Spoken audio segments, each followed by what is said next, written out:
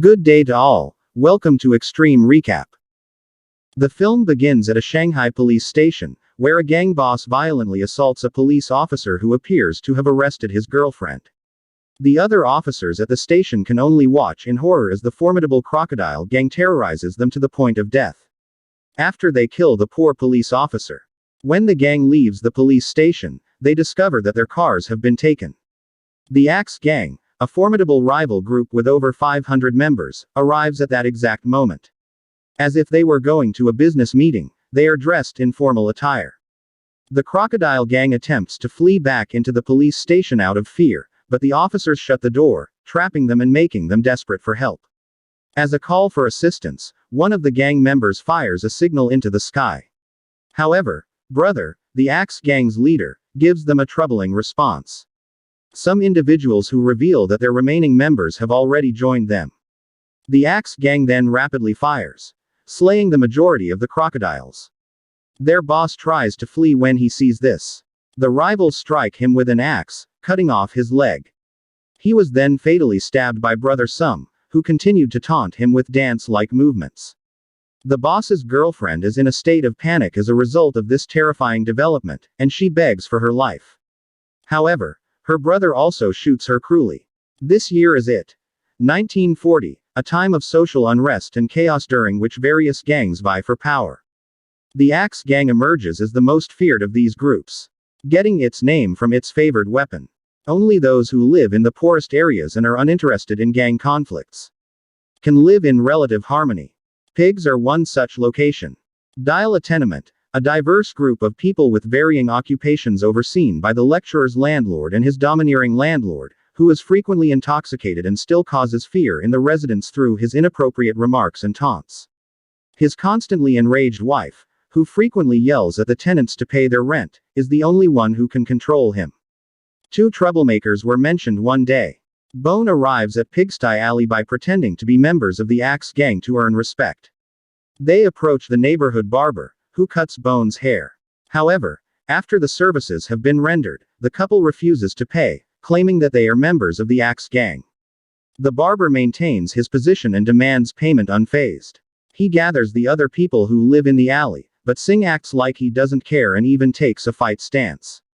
After that, he asks a woman to get up and strike him as hard as she can. In response, the woman delivers a powerful blow to the abdomen of the man, which causes him more harm than he anticipated. Singh quickly changes his opponents after realizing he cannot defeat her and invites an elderly man who is peeking through the crowd. The man turns out to be completely wrapped, shocking him. So Singh changes his opponent once more and asks a boy of 6 to come forward. Sadly, this boy is diesel beyond belief as well. The commotion eventually catches the landlady's attention, and when she arrives at the scene, she immediately strikes with her sandal to Singh. He throws a firecracker over the wall as retaliation and threatens to rise again. In the following scene, the gang members enter the alley and inquire about the person responsible for the firecracker Singh. They point at the landlady, causing her to flee in fear, and coincidentally, it hits a real member of the Axe Gang who happens to be nearby. The barber comes forward at that exact moment and boldly asserts that he is not afraid. The barber delivers a powerful blow that lands him in a barrel after one of the gang members approaches him with an axe. The other members of the gang are prompted to call together the entire Axe Gang as a result of this action. The army, led by Brother Sum, arrives at Pig Sty Alley a few minutes later. Brother. When no one steps forward, some demand to know the identity of the person who provoked the Axe Gang. Threatening to burn them to death, he kidnaps a mother and her son. Consequently, a seemingly average man by the name of Cool comes forward. When he finally starts, the gang attacks him immediately, but to their surprise, he coolly reveals himself to be a skilled kung fu fighter, easily defeating the members of the gang with his remarkable fighting skills. He is joined by Taylor and Donut, two additional kung fu masters. The entire Axe Gang is defeated by the trio, which forces them to retreat. Brother Some hold Singh and Bone them captive in the aftermath, intending to execute them for the trouble they caused. Singh, on the other hand, is impressed by his resourcefulness when a member of the gang throws an axe at them, he demonstrates his lock-picking skills and manages to free both himself and his friend in time. Instead, Some offer them a chance to join the gang if they kill someone. Singh reveals his childhood to them later on the street, referring to an incident in which he was duped into spending all of his savings on a martial arts pamphlet by a beggar. Singh tried to save Fong, a mute girl, from bullies after practicing the methods in the pamphlet diligently and being humiliated in the process. Since then, Singh decided to follow a villainous path and became adamant that heroes never win. He returned to the present and, in Bone, discussed their potential assassin's target. However, before beginning their lethal, a poor street vendor's ice cream. The best reason to become a villain is to get free ice cream. The landlady makes the decision to evict the 3 kung fu masters once more at Pig Sty Alley, asserting that they are to blame for the recent chaos. In any case, different occupants went against her decision, believing that the masters will save them. Singh and Bone arrive at Pig Sty Alley with the intention of assassinating the landlady and exacting retribution as the conflict escalates. They try to kill her in secret while hiding in a corner, but their attempts fail horribly. When Singh tries to throw a knife, it hits him in the shoulder bones and bounces off a wall. Aim is worse still. No matter how hard he tries, he only makes matters worse by stabbing the other shoulder of his friend. The landlady takes note of their presence and follows them. Bone grabs a large box in an effort to frighten her away. Nevertheless, it contains a number of venomous snakes, some of which escape the box and bite Singh, leaving her with no other choice. The landlady decides to go after Singh after the two friends split up quickly. However, she gets into an accident while doing so, allowing the guys to escape. After this, Singh flees to a traffic pulpit, where he miraculously recovers in a matter of seconds. He reunites with Bone after receiving full healing. However, the strange happenings elsewhere cannot be explained. Brother Sum is seeking vengeance against the Pig Sty Alley recruits home. 2 harpists, a deadly duo who use a magical gukin as a weapon. When he is distracted, they strike pig style at night and take out quickly and coolly. As the professional killers direct their concentration toward Taylor and Donut, they release undetectable weapons through their gukin. The 2 kung fu aces at first figured out how to guard themselves, yet are at last wrecked by the predominant abilities of the harpists, just as the final blow is about to be delivered by the killers. The landlord and landlady step in, demonstrating their own kung fu prowess. While the landlady defeats the harpists with her potent lion's roar technique, the landlord uses agility to evade attacks and counter with deft strikes. The couple entered the car of his brother's son following the intense struggle, advising him to remain away. The tenants of Pig Sty Alley gather around the injured kung fu fighters from Pig Sty Alley in the aftermath of the terrible battle to express their grief and concern.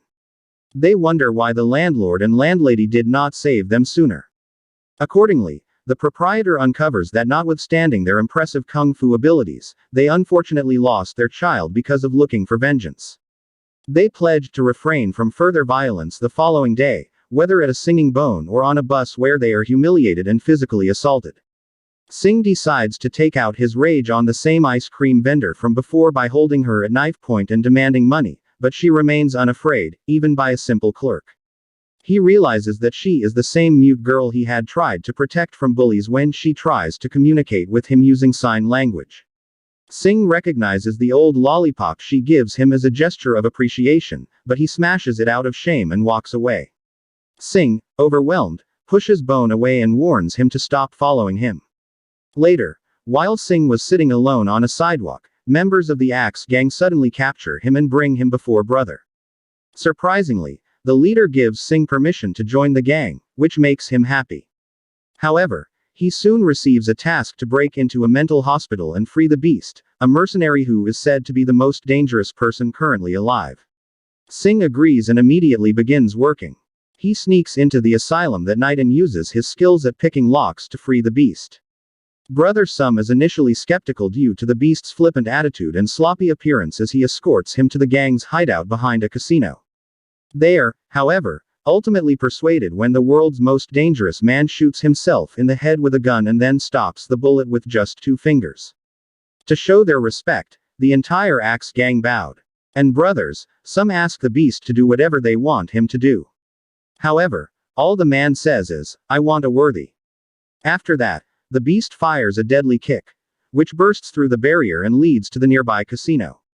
Following this, The three skilled kung fu masters engage in a fierce and intense fight where the landlord and landlady are sitting, highlighting their exceptional skills. However, it becomes clear that the couple is unable to defeat the beast as the conflict progresses. The powerful lion's roar technique that the landlady uses is ineffective. Fortunately, a large funeral bell has been brought along, so the landlady doesn't have to suffer while the landlord fights the beast. The top of the bell is changed into a temporary megaphone. She then uses its amplifying properties to increase the volume of her lion's roar. After finally subduing her opponent, the beast got hurt and tried to surrender, but it happened at the right time. He uses poison darts to stab the couple.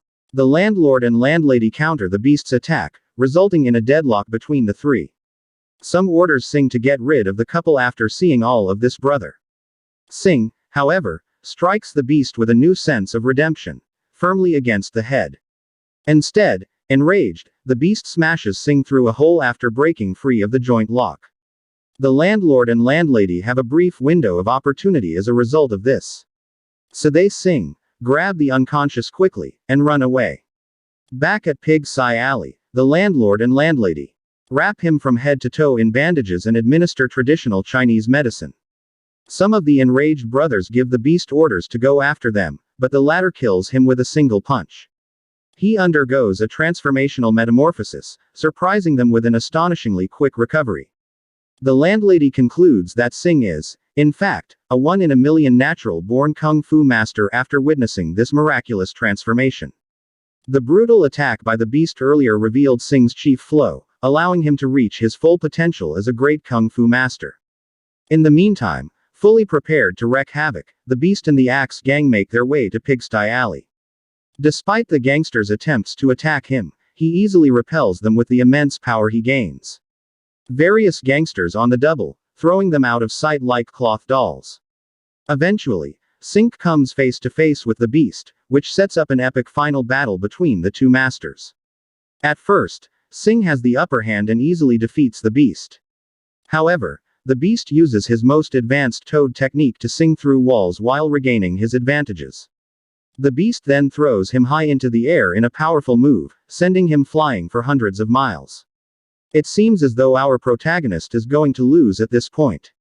However, at that exact moment, a massive Buddha figure appears from the clouds and extends his blessings.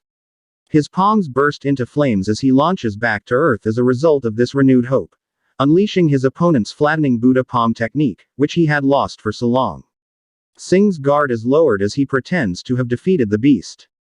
However, just like in the previous instance, he tries to use his poison barb to strike.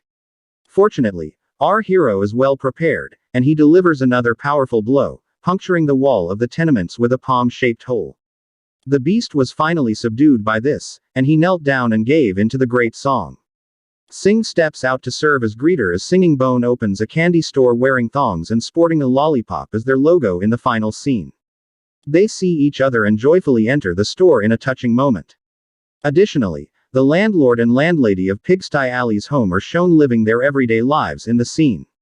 The beggar from earlier gives a young boy who was enjoying a lollipop a set of martial arts instruction manuals at the movie's conclusion.